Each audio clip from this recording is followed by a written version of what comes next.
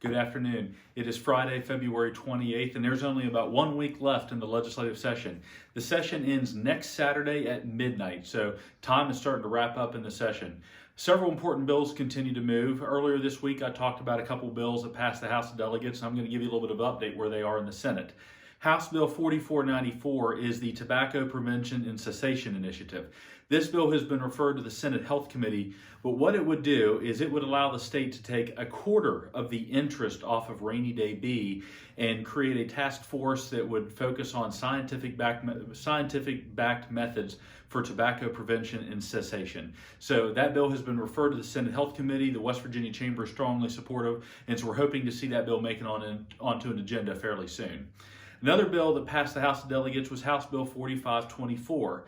This would modernize some of West Virginia's alcohol laws across the state and make them uniform. Currently, there are 13 counties in West Virginia that either are whole or in part dry. And when a county or a municipality is considered dry, they are unable to sell wine or spirits. This bill would make every county in the state wet, but it would also allow a county commission or a town council to vote to stay dry. So it does preserve that local control. This is a very important tourism issue, and we expect that that issue will be placed on the Senate Judiciary Committee's agenda early next week. Now, the House Judiciary Committee spent all morning and is going to be coming back to discuss Senate Bill 275, which would create an intermediate appellate court in West Virginia.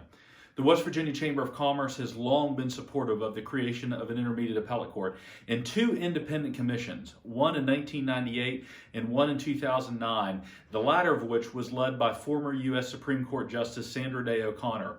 But those commissions both recommended that West Virginia create an intermediate appellate court.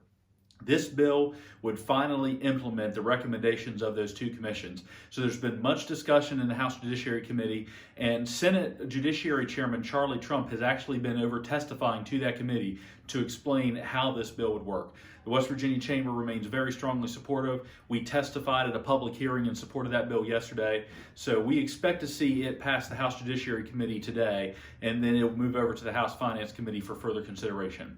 I'll check back in with you again early next week as we go ahead and start to figure out what's going to happen in the final week of the session. But have a good weekend, and we'll talk to you soon.